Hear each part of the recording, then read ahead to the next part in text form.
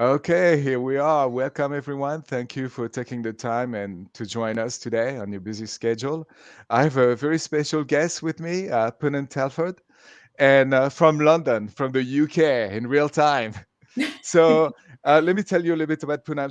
She's a leadership coach specializing in emotional intelligence, and her job is to drive cultural transformation and simplify the strategies at the workplace and the processes as well. So very useful. And she was nominated as Technology Lawyer of the Year, top 10 in Australia, uh, in IT and telecom, and that's an incredible feat. So wonderful. And what you do, Poonam, is what you do really well is translate the jargon of emotional intelligence into practical advice for your clients, right? So let me start the conversation. And before we go into this, I just want to ask the people who are listening to us to feel free to use the comment section on LinkedIn or Facebook or YouTube, wherever you are, to tell us, where you're calling from and how you feel today, and also at any time during the session to ask any questions you may have. We'll keep looking at it, and if there are any questions, we'll try to answer them before the end of the session. So Punam, tell me your why. Why do you do what you do today? Why is it important to you? I think it's absolutely amazing when you see the lights go on for a client and they connect the dots about their own behavior, what's truly within their control and what they can influence. And when you see the lights go on and that's really cool. I love that process. Mm-hmm. And you're there as a coach helping them do that, but they are kind of creating new ways of thinking, new ways of being, and new solutions for themselves. And you see that ripple impact then go out to everyone. So when you know you've helped one person, you know that there's a spider network effect going out. There's a ripple impact from them. They are then in turn impacting other people around them. And quite often they'll say, gosh, my boss has really noticed a difference, my peer leaders, my family, and it's that ripple impact. And I just think it feels cool to do that work. Yeah, yeah. So sometimes people have the wrong idea of emotional intelligence. I heard people saying like, "Oh yeah, okay, if I become emotional intelligent, I'll be like like Spock in Star Trek. I will have no emotions." And some people think that, okay, I learned that so I can manipulate people and make them do what I want them to do. And that's not what it is. It's very different. Learning emotional intelligence helps us, like you said. Navigate the social network, not only at work but also in life with our family, with our community, right? Yeah, I think things just flow better. And there's a really lovely saying that common sense is not common practice. So we quite often we know about this stuff and we don't do it. And when you pin clients down to go, well, okay, go and experiment then. Play around with this behavior, this way of being in a way that's authentic to you. They can see that difference. I think there is a big confusion about what emotional intelligence is. People Mm-hmm. do feel that it's used to manipulate people, but that's not emotional intelligence. Really, there's a great saying, are you invested in the success of others, and how do they know it? And Mm-hmm. that's a good friend of mine, but I really love that. That really encapsulates it. If you are building some of these skills and displaying some of these attributes because you want the best for everyone around you and yourself, and it's not for your own personal gain, then that's not manipulative. And I Mm-hmm. don't believe that emotional intelligence is being manipulative. If there's that manipulation, then it's not emotional That intelligence. it's not emotional intelligence. That's No, correct. Yeah, absolutely yeah, yeah, yeah. So today we're gonna talk a little more about the practical aspect of emotional intelligence at the workplace, and specifically for IT not. professionals. And your background has been in IT. You've been a lawyer for 20 years, working for IT companies. Is that correct? That's right. I worked for Dell Computers for 10 years and was European Legal Counsel in the UK. And then I transferred to the Sydney office and I was head of legal services there for various business functions. So have stood up a lot of products and services, including offerings for cloud, software as a service, Internet of Things, grown a lot of revenue, done a lot of business strategy, but got very interested in the behavioral aspect of how those programs and projects are successful or not. Yeah, interesting background with legal lawyers and also IT folks who Yeah. both are very well known for their social skills and so on. So yeah, let's go into the heart of the topic here. What are the challenges for the IT folks? I think there's a lot of emphasis on technical expertise in technology. Hmm. Everything is about being cutting edge and creating more efficiencies, and of course design. I think the piece that can get missed, and that's very left brain thinking, that logical, analytical, technical expertise. Hmm.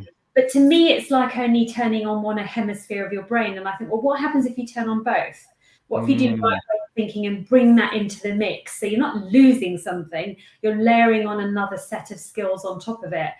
And so I think we're so focused on creating the new product or designing it and the solution, we don't necessarily bring the skills in of human-centered design, of empathy, of understanding what the emotional experience might be for our internal or external clients. And when Hmm. I was working as a lawyer and we'd set up a new solution for something or a new product, I would always ask the team, well, how is the client going to feel when they buy this, get Hmm. it, when they receive that service, when they receive that product? What are they thinking? What do they not like? And I could see sort of real confusion going, huh? Why are we being asked that question? Hmm. The Hmm. product does this. What's the problem here? But when you were getting people to connect emotionally, they got a different insight. They got more data, way more information than just, well, the product needs to hit these parameters on functionality, and we've beta tested it to the nth degree, and it meets all of that functionality. Hmm. Very interesting because there's a transformation happening in IT, like going from the old world of waterfall processes and planning a little bit too much, and to an agile world, like that's much more adaptable and much more concerned about the client and the needs of the client. But I still see um, in the IT mindset is to people are so bright, they're so intelligent, they know, they have such good technical skills that their thing is to find a solution, to fix the problem, to troubleshoot. But when they jump to that, when they jump to finding a solution, they forget to listen. Yeah. And there isn't enough asking questions, trying to understand the problem, and a little bit too much of I can do it, I have the solution. Yeah, I think it's back to that. How well and deep do you understand your clients? Whether you are doing technology from an internal perspective, internal organizational perspective, or whether there's an external client that's receiving your services. Until we understand what outcome we want the client to experience emotionally and functionally, I think it's very Mhm, difficult for us to know. mhm, So quite often, as from a technology expertise perspective, we're on a map, we're on a process, we're on a journey going somewhere, mhm, but mhm, it doesn't necessarily give the client the experience they want to have. It doesn't mhm, necessarily mhm, give them mhm, the emotions. Yet ideally, you want your client to feel delighted. You want them to mhm, feel like, wow, that was brilliant. mhm, I love this product. I love this service. I want to work with this company again. I'm going to keep coming back. Um, mhm, Lots of folks that do great work in customer experience, but that customer experience starts really early on in the process. If you haven't mhm, got your on your thinking cap to go, well, how do I feel now as receiving that from receiving that as a client? I think you're losing really important information. mhm, mhm. And I think a lot of companies I worked with in IT were focused on the client, and they asked us to be totally focused on the customer. The customer comes first. Nevertheless, once we establish that we need to do something, we have a plan of action, and a target we need to meet at some point, and a deadline, and so on. And that becomes more important than the customer. And so midway, you may find something that needs to change, something that doesn't work as expected, or you may find out that things have changed in the outside world. Maybe your customer, what they needed like 6 months ago, is not valid anymore. So Yeah. there is a need for adaptability, a need to be able to change on a dime to meet the real needs at this moment, not the needs from 6 months ago. And I find that's very hard for most. It was hard for me, and I think it's hard for everyone to go towards a target and to live for that, to meet that target, and then suddenly to be told like, no, things have changed and we need to go in a slightly different direction. How do we What are the practical skills that we need to be able to be more adaptable, to be able to make changes like this? I think this is where there's a real intersectionality between technology, commerce, and emotional intelligence. So you'll have scoped out a piece of work, and again, it depends on whether it's an internal client or an external client, and that scope is there.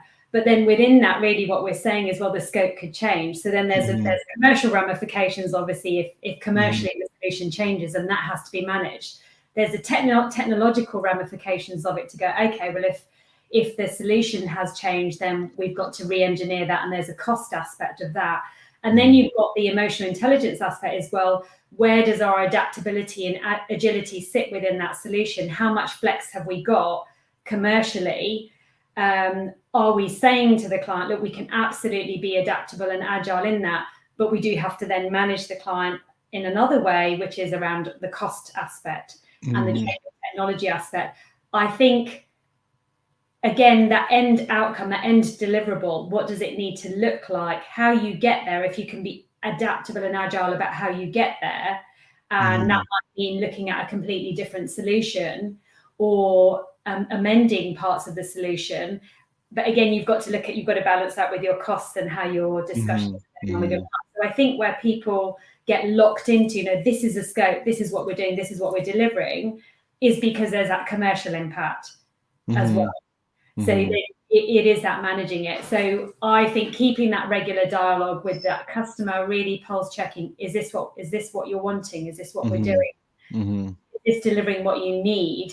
And if it's not, do we have that flex within the solution that we're building to go and amend the scope, to be more agile, to be more adaptable? Sometimes I think it's being agile and adaptable in managing the customer's expectations, mhm, mhm, because their expectations may have gone off course in terms of the scope, and it may not meet the need. What they're wanting to do may not meet their needs or give them the outcomes they want. So then you've got to be able to manage that through your communication, through bringing that vision of that outcome or that deliverable to life.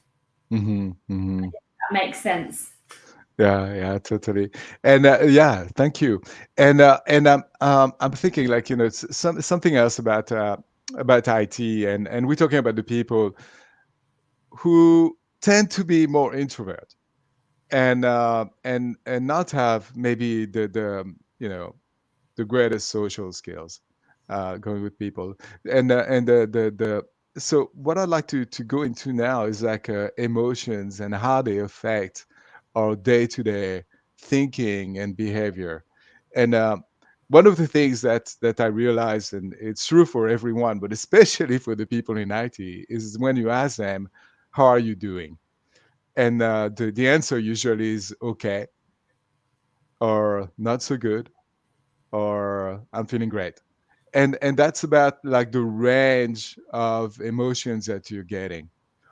And there is I feel a lack of um, fluency in describing how we feel, what emotions we're really feeling, and also um, not being so willing to share those emotions, to go there and share how we are really feeling.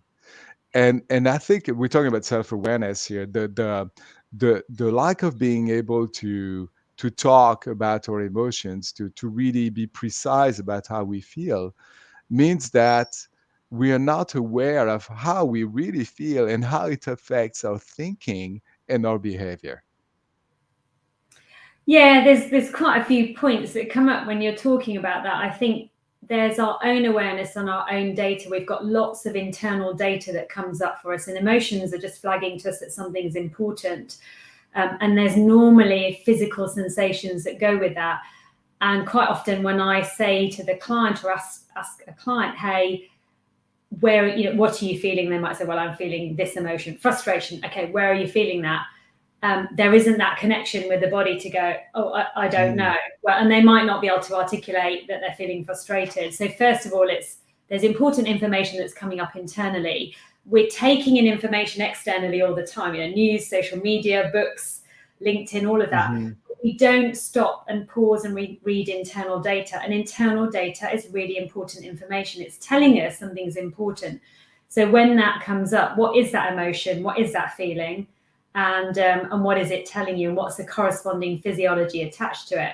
So someone says, look, I think it's frustration because either my colleague or my boss or my client is not understanding the solution I'm telling them. Or explaining to them, I say, okay, well, how does that come about? How do you notice that? But I get really tight in my chest. Well, they know then next time as we build up their awareness, when they're in that situation, they're going to get that tightness from that frustration. And it means that they can start to manage it ahead of it and go, okay, I know I start to feel this, so I want to have some strategies and tactics to manage that. Perhaps I'd like to explain it in a different way. Perhaps I'd like to bring in another colleague to give a different nuance. I don't know, whatever the solution is. But what it gives people is extra data. It gives people extra insight to go, okay, well, what do I want to do differently? This is not quite as effective as I'd like it to be. I can feel the frustration of that. And underlying that, they may be feeling, well, it's my fault. It's my fault. I'm not explaining it very well, and therefore I'm at fault. I'm not very good at my job. So there can be a number of different nuances that come up. But I think the most important thing about being aware of your own emotions and how they impact your work is it's important information. It's telling you something. And then it's deciding, well, do I want to accept that as a status quo? Do I want to do something about it? What does action look like for me? And what does it look like for me in an authentic way, not in a way that someone else might say, well, behave like this or do that or manage it that way. One of the important things is that whatever you decide to do as a result of the emotion you become aware of, you've got to do it in a way that resonates with you, Tony. I mean, when we look at other people's styles, we might look at that and it jars and you go, I don't want to do things that way. That's not me. I wouldn't speak that way. And I think for the technology community, it's really important maintaining that authenticity, because if you're, not everyone is introverted in the technology industry, but if you are more geared towards a more observant and a more thinking and reflective style, it can feel quite jarring on you to put yourself out there and influence and manage stakeholders and manage your boss and manage your direct reports or manage the people around you. So you're going to have to find your rhythm of what your connection with people looks like. And you're going to have to build that up in your own way to go, okay, well, what does that look like for you when you connect people and you feel good about it? What does it look like when you're communicating something and someone gets it and it's really clear? What were you doing? How are you being? And when we build that awareness of ourselves, I think we're just a bit more in flow with how we're navigating things. Yeah, and I think one big thing is like in it's a highly competitive environment. I mean, it's having the best idea and being able to execute, faster than everybody else. That's really what IT has become, and I see a lot of conflicts, and part of it is, I think, the not seeing how the emotions are controlling our way of thinking and our behavior. And there are very strong emotions when people start talking about the project and how to do it. And some of it goes into like, how should we do it? My idea is better than yours, blah, blah, blah. The other one is status. Like someone feels like, I'm the chief engineer here and nobody has asked me for my advice. And sometimes being ignored and so on. There's so much going on. That's at an emotional level. Yeah. And to be able to recognize that, especially if you're a leader in the room, to recognize that this is going on and to be able uh, to help the conversation that takes place, maybe the meeting, so that everybody would feel at ease sharing their ideas, sharing the best of themselves without being constricted by their emotions, whether it's fear or something else. What kind of advice can you give to those leaders? Like, how do you take back control of a room and make sure that everyone is at ease and feel free to talk about the project and their ideas? I think there's a few things that come to mind. As a leader, I think it's really important to create an environment where that hierarchy is left at the door. Say, look, we're Hmm. all thought leaders here, we're all here to share ideas, and there isn't that judgment as well. So, lack of hierarchy, there's a throwing out of ideas, and they're managed out constructively in terms of, okay, we know we're going to have issues with that idea, or that doesn't quite meet the functionality of what we're doing. And I think it's also allowing people to voice any resistance or concerns they have about a solution, about a Mm. program, about a project, because we know when people talk about the thing that's troubling them or that they have resistance about, it helps the mind process it. And then they can move more into a solution orientated mindset. And what I mean by that is if I've had a chance to share this doesn't feel right or this feels off or I've got some concerns, Mhm. then I can move to, okay, well, if that's the case, what would I want to do differently? Is that still the right solution? I can talk to my team members about that. Mhm. um, Google ran a really interesting project called Project Aristotle, and they wanted to understand why some of their teams were so high performing, so solution Mhm. orientated, and Mhm. others weren't. And Mhm. given that they pick the cream of the crop, they get the most technically agile people, top of the game from the globe. Why was that?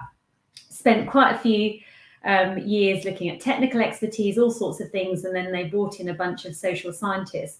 And the things that differentiated the teams that were highly innovative, highly solution orientated, was psychological safety. And Mhm. psychological safety amounted to things like when people are in that room or in that meeting together, there's no hierarchy. Everyone has an equal voice. The people that are quiet in the room, their opinions are actively sought out. There's no overarching criticism, but things are managed out. And if people can see, if the group and the majority can see that there's going to be some issues with the solution that's being proposed, we need to look at some others. That's done with respect and courtesy. And there's also accountability. Team members that are not performing are held accountable to go, hey, we've all got these roles and functions that are allocated. You're not doing your bit. That's having an impact on the team. That's having an impact on Mhm. the role. Mhm. So you see some of those behaviours playing out, and that's really, in terms of leaders, I would say it's making sure that your hierarchy doesn't impact the team, that you give Mhm. permission to people to voice different perspectives and diverse perspectives. Even look at having a tiger team or a red flag team, a bit like NASA, where they had a team that is there to pick holes in the formulas for the moon landings, to pick out any Mhm. issues or problems. To go, there's some holes there, there's some gaps there. Have those people rotating in and out, so everyone knows they've got permission to play that role. Again, Mhm. set the parameters for it to say, well, yes, it's done with kindness and compassion and respect.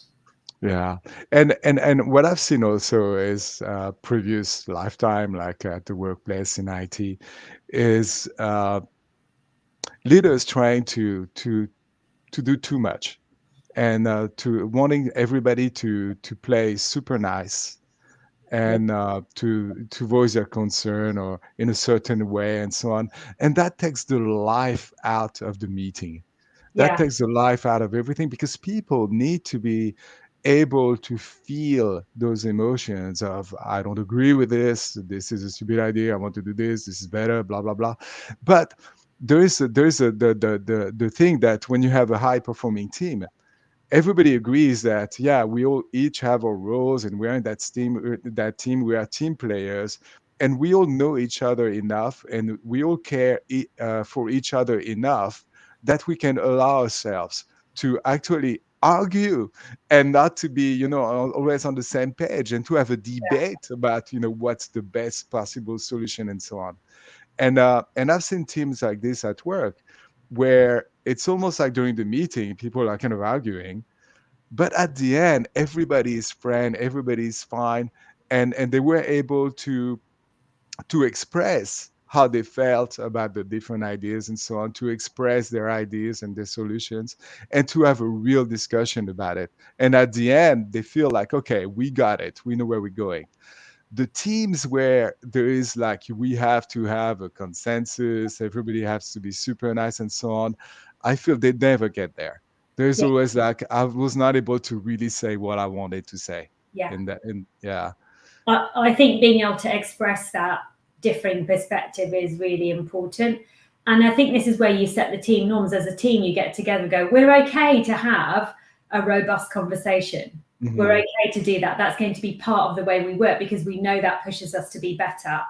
We're okay to do that and manage out things that are not going to work. We're also going to be okay to hold each other accountable when people aren't pulling their weight or they're not performing. Hmm. Hmm. Teams that are able to do that, and there's still that underlying respect going on, the teams that are able to do that can have those very robust discussions and arguments and still step out of that program or project and have good relations as colleagues and even Hmm. friendships. Hmm. So good relationships, so good social skills to be able to really relate to the other people in the team, and also some emotional control, because sometimes when someone doesn't agree with you, with your solution, you may feel it inside. It may feel like, and you need to be able to deal with that. You need to be able to also realize when someone else has been offended by someone you said, by something you said, or someone else is not talking because they feel like they're not being part of the conversation. All Yeah. that is empathy, isn't it? To be able to recognize the emotions in other people. I think there's a few things that at play. You've got self-awareness and self-management in yourself because you've got Hmm. to know what emotions you're Hmm. experiencing Hmm. at Hmm. working in the program and then how you want to manage that. Um, in terms of other people, it's okay if people are being quiet, at proactively seeking their voice and their perspective. So that's drawing in through organizational awareness, through collaboration, perhaps even some mentorship, even your own influential leadership as a colleague, to go, okay, well, I want to take the lead on that and actively bring that colleague in. I want to perhaps give them some unofficial mentoring if they need that, if they want that help and from you in being able to speak and come to the fore. I think there's so many skills at play there, and it's learning to read the room. The empathy is learning to read the room and go, okay, something feels off, not right. We're not talking about something. There's something under the radar, or someone hasn't spoken. What's going on there? And Hmm. it's understanding Hmm. that. Then you're bringing curiosity into the empathy piece to go, Hmm. I know something doesn't feel quite right, or someone hasn't spoken, or we've got some missing information. I want to just dig a little bit deeper and get curious and ask some questions and see if I Hmm. can draw that out and draw that person out, draw that information out. I think there's a number of skills at play there from an emotional intelligence perspective. Hmm. And one of them I feel is like, we know things intellectually. We know what we're supposed to do, what's supposed to happen in a meeting, and how to deal with people and so on. But we also need to grow like a new pair of antennas. We need to be able to tell when someone is not feeling exactly right, and they don't tell us. It's not like, they send us an email, hey, today I'm not feeling right, blah blah blah. It's more like we need to be able to read their body language. We need to be able to read their facial expression. We need to be able to sense that something is not quite right. We don't really know what it is. We're not able to read others people's emotions correctly, but we know that something is going on. So that skill is important too. But how do you grow those antennas? How do you get to that point where you have that feeling, I need to check this out over there? It sounds really obvious, but active listening is the one that always comes to the fore. Mm, And that's probably most of the discussions I'm having, not only with clients, but myself as well. Am I doing enough active listening? What's the subtext under this conversation? And have I fully understood the whole picture? So I think to grow the antennae, it's getting more curious. It's digging a little bit deeper, and even asking open questions to say, look, what doesn't feel right about this? What's not mhm, working on this? What would you do differently? What are you seeing that I'm not seeing? And when you mm, invite people to do that, they've then got permission to give you a different perspective, or to air their concerns, or to offer a different solution, or whatever it may be. But you get given a whole raft of information or data that you wouldn't have had. So it comes to an interesting place because I think it comes to the ego. Like if we have a very strong ego, and people who are very intelligent, who have a higher IQ, tend to have a bigger ego as well. We all know the story of Steve Jobs, right? He was fired of Apple, his own company, because of his big ego, and then he came back years later, totally changed person, and made it happen over there. But he had to work on his ego, and I feel like there are a lot of people in that space where the ego is so strong that they cannot get there. They cannot really understand other people and what's going on in the room and really listen, because what they have to say is more important. So how do you deal with that? How do you learn to put your ego, to leave your ego at the room, so you can really listen, actively listen, and make room for others when you are in a meeting? It's almost that thirst for learning and development and being even better than you are now. So yes, there is that Mhm. ego of technical expertise, but what does it look like to take my leadership and skill set to the next level? What does it mean for me to be even more effective? What does it mean for me to be even more solution orientated? And I guess, for want of a better description, if you're having that competition with yourself and you've got that thirst for learning and development and being better, that could be a tool that you can use to put that aside, to go, well, I've got technical expertise and I've hit this level and therefore I know everything there is to know about that. When you've got that thirst for growth and development and being even better than you are now, then that brings a level of curiosity, because you want to know, well, Mhm. what don't I know? Mhm. Who should I ask? And when you look at those leaders and those colleagues, they surround themselves with people. They will always say, surround yourselves with people who are more intelligent than you are, who are more switched on Mhm. than you are. And there's a Mhm. reason, because you listen and you pay attention to what those folks Mhm. are saying. Mhm. And then Mhm. you're able, when you receive so many diverse perspectives, you can then work out a set of patterns, the way you want to Mhm. go, you can Mhm. look at your risk factors, all of those good things, but you get far more data that way. Yeah, and I feel the hard part for a lot of people is that, we think we're out there in terms of our skills. Everybody's like that. We see ourselves much better than we really are, and that's part of the ego. So we project uh, an imaginary picture of ourselves out there in the world, and we imagine that that's what we look like and that's how it works and so on, and people should understand that. But people don't read that. They don't read our intentions inside. They see only our behavior. So it's working on the ego. I feel it's like, being able to get in touch with uh, that imaginary picture of ourselves, and understanding the gap between that and who we really are and how people perceive us, and reducing that gap as much as possible. I see that we have some comments. We're kind of like running out of time, and getting into Q&A, and I wanted to take a look at some of the comments. Go for it. So there's a Navid who says that it's become increasingly harder to read emotions post-COVID because of the virtual world. So how do we read emotions with people who are not in the room, who are in the virtual room? Yeah. What can we do about that? Yeah, and great question now. Thanks for that. Obviously, if we have got cameras on, we can read some data, some facial data. Mhm. I think it comes back to that curiosity, that digging deeper, asking open questions. What's the subtext of that meeting? What do people need to get out of it? What's the information? What's other information that they like to express or provide? Do they have a differing view? What do they think might work better? And I quite often will ask people, any concerns? What's troubling you? What doesn't feel right? What's making you Mhm. feel uncomfortable? Where are you feeling that? And people have to stop and think and go, okay, discomfort, right. And they're having to think and process, go, okay, well, if I do have discomfort about something that we're doing here, what is it? Mhm. I think as you're doing and asking those questions, you get to know those personalities better. And therefore, that means the next time you're talking to them in a virtual world, you've got a sense of them and you start to pick up the cues quicker, because you know the Mhm. person better. But Hmm. certainly when you first meet people and speak to them, I think active listening, curiosity, questioning, digging deeper. What is the information you don't have? What is the data that you don't have? Getting to that, I think, really helps, being able to Hmm. read not just the emotions, but the whole of the situation. Yeah, what often happens with leaders and particularly in IT is to have a packed schedule and not having enough time for everything. So you run from one meeting to the next, and you want to get straight into the business, into the heart of things, to not waste any time. But when you do that, you're bypassing the chance to read what's going on that emotional level, on that social level.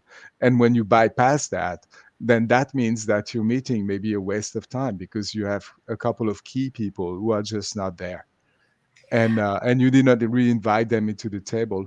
And I feel like when it's hard to talk about emotions, you cannot ask directly someone, how do you feel today? What's going on with your life? Tell us about it. Some people are private; they don't want to talk about it. But one thing I've seen that works really well is to ask them, okay, what is the internal weather? And you describe how you feel using the internal weather. So today it's cloudy, but a little bit of sun. So we know where you are, or it's really raining and it's cold and I'm miserable. I'm gonna not tell you why. I don't want to share that, but that that's the place where I am. It must be in the UK when it's raining and miserable. I really like that weather symbol, and I've seen the traffic lights system as well, where when there's Mm, employee engagement software, and everyone has on their computer, I think hour by hour or morning, lunch, and afternoon, where they can put a sad face, a neutral face, or a smiley face to indicate mhm, where they mhm, are in that internal weather. So I mhm, really like that. I do think that banter and connection is important. I know again from that lots of research and particularly that Google Aristotle project, there was a level of banter between people before they kicked off the business of the day. And it didn't necessarily mean that they were friends outside of that project or work, but there was a level of chit chat, banter, hey, what's going on? And that particular leader of one of the projects, I think there was an article shared that he had terminal cancer. And mhm, he wanted to share something very vulnerable, but also role model that he was there. He was able to do his job. He was able to set direction, give them clear guidance, and provide reassurance at the same time. And I think that's quite a hard balance to tell someone that you're ill, but also that you're creating the psychological safety for them as a project team to do it. mhm, But mhm, certainly asking people, hey, how are you? What have you been up to? I always get really interesting data when I ask that question. And I learn things about my colleagues and clients, um, and other folks that I just wouldn't have had if I didn't say, hey, how are you? What have you been up to? It's really some really interesting nuances come out. mhm.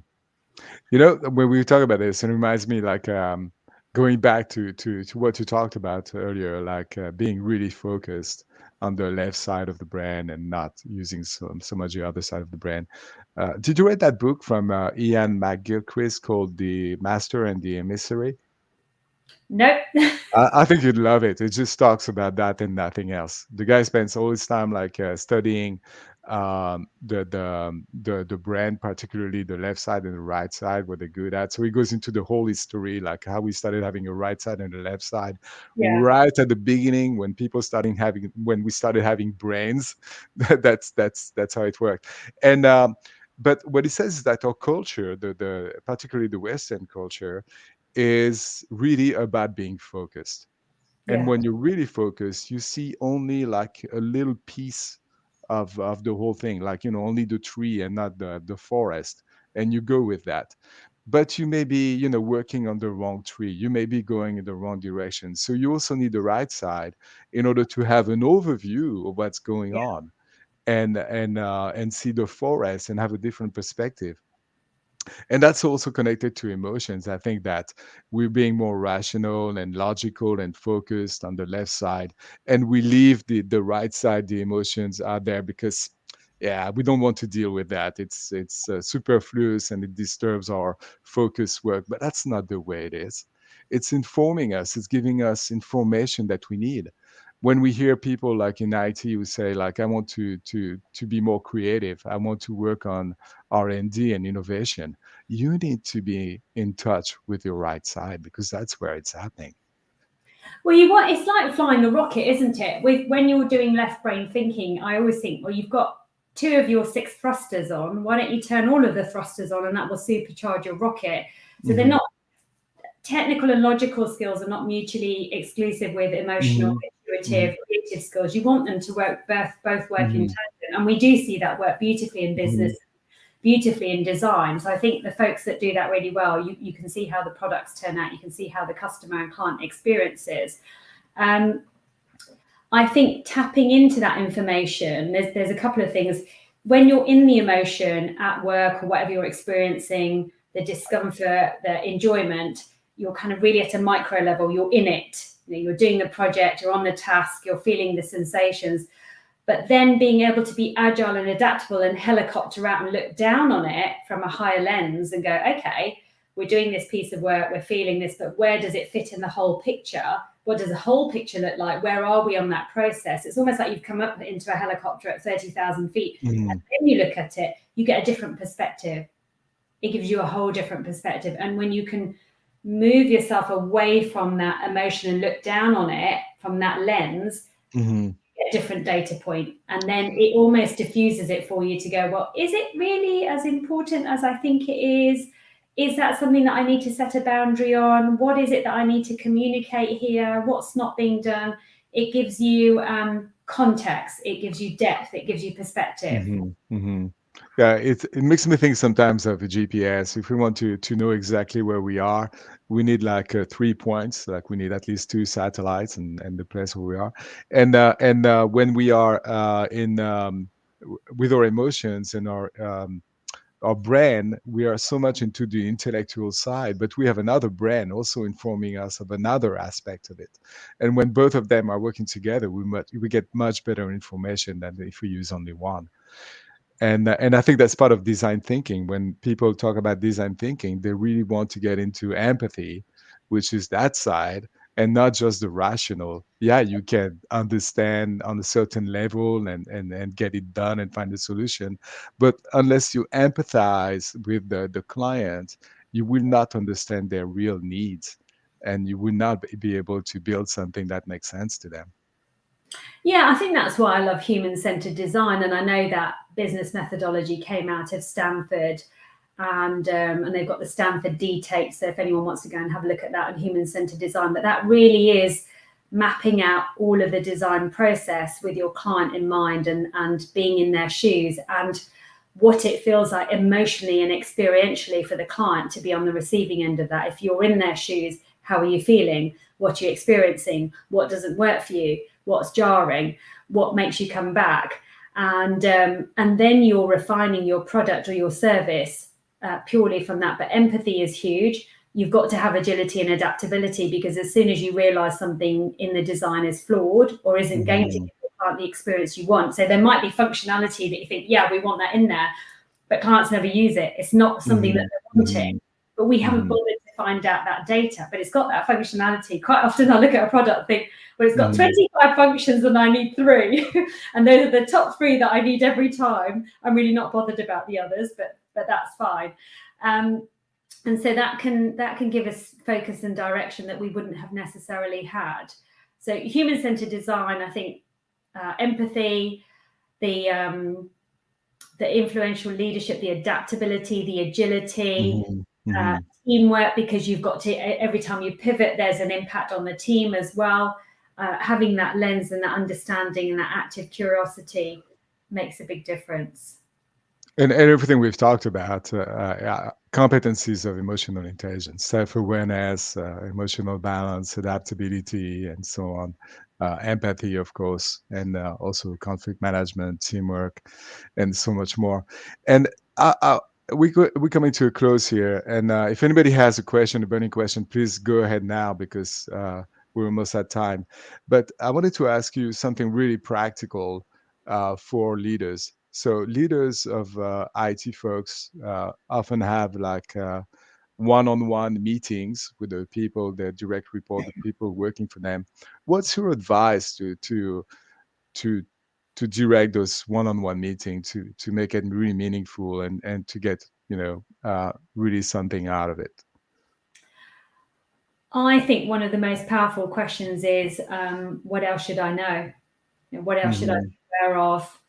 I think inviting open-ended questions and giving your other participant or your colleague that space to express anything Hmm. Hmm. is really important, because I think that's when other data and information comes to the fore that you wouldn't have been aware of. But when we're asking quite closed questions and quite focused questions, we don't always leverage the best out of that meeting. Or things like, what would you do differently? What Hmm. doesn't feel right? And I think when you ask them more of those questions where they're kind of pushing a bit more, digging a bit more, they're going to another depth. That's Hmm. where you can garner some other data. Yeah, and I've seen that. I have leaders where it's all business, and they ask pointed questions like what they really care about, and you get out of this meeting and you feel like, what was that? Like you feel like you've been used almost, and someone doesn't even care about you as a person. But like you said, when you ask open-ended questions, you give an opportunity to the person to be there as a person, a real person, and it means you care about them. You create that sort of bond with them, which is very important for leadership.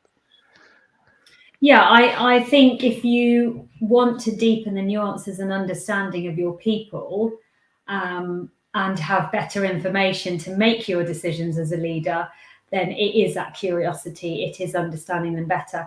And it's not something you have to be doing at every meeting, but Hmm. picking and choosing your moments of interaction is when you want to apply that questioning. But where I see it done well, and I'm observing leaders who do that fairly regularly. They're Hmm. always trying to seek out, what is it that I've missed? What is it that I haven't seen? What is it that's not working? What is it that is causing resistance within us? What is it that doesn't feel right? They're asking those Hmm. kind of questions and then seeing what information comes out. Then they shape their solution, or they have to get agile and create some changes.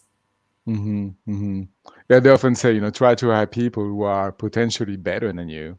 And these people are very resourceful. They are very creative. So it's about like trusting them, giving them the chance to be the best they can be. So there is that part, like really listening to them, to inviting them to the conversation as a whole person, and also challenging them, right? To give them something that's going to challenge them, that's going to make them feel like, oh, wow, we're doing something cool. Yeah, absolutely. The other piece I think is being really, Brené Brown talks about being clear to be kind. Quite often people don't know from their leaders quite what they're tasked to do. There's a lack Hmm. of clarity on what the expectations are. Hmm. And Hmm. if they're too scared to go and ask, I'll hear people being really confused, like, "Oh, I'm not sure what I'm supposed to be doing on this. I think we're working on this for the project." Getting really clear and pulse checking and getting people to play back to you what they think your expectations are. And then I think the other piece is the accountability piece. If Hmm. the expectations are being set up clearly and people are not delivering, then there needs to be an accountability piece. Okay, well, then what's needed to make that happen? Is it mentoring? Is it training? Is it support? And if someone is still not delivering, well, then there's consequences, obviously, of that accountability piece. But the first piece is, are people really clear on what you want and how it needs to be done? Or do they have Hmm. the empowerment to go and make the how happen, but the Hmm. overall experience or outcome needs to be shaped in a certain way? Yeah, one way I'd been taught to look at this by one of my manager, and that came from the book Fierce Conversation, is that you have different things like a tree, like a trunk, branches, and leaves. When you give a leaf to someone, it's like, take care of it. You don't even need to tell me when you're done with it. I know you're going to take care of it. When you give them a branch, it's like, you're going to take care of it, do it on your own terms, but let me know when it's done because I need to know. And when it's the trunk, it's so important because it supports everything else. It's like you working together, like, do a few things and come back to me and tell me how it goes, and then we'll figure out how to do the rest of it. So there are different ways to give responsibilities to other people, and each has its own level of clarity and empowerment as well. I think we're getting to the end here, and I see this message from David saying like. It doesn't give it justice. We need more than 30 minutes. So I'm sure we'll be back at some point to talk a little more about those skills that we need to have in the IT world. Maybe a specialized session on leadership or something else. But yeah, great having you all with us today. Punam, thank you so much for being my guest today. That was a real delight. Oh, thanks, And Tony, for having me. It was lovely. I feel like I needed to have a glass of wine with you as well. Although it's oh, morning for you, I don't think the glass of wine would work for the morning. yeah, it's going to be a virtual glass of wine. Well, I'm looking forward to seeing you next week anyway. But thanks so much for inviting me on. It was lovely to be here and be a chat guest in your LinkedIn Live today. All right. Thank you so much. Bye, Bye everyone. bye.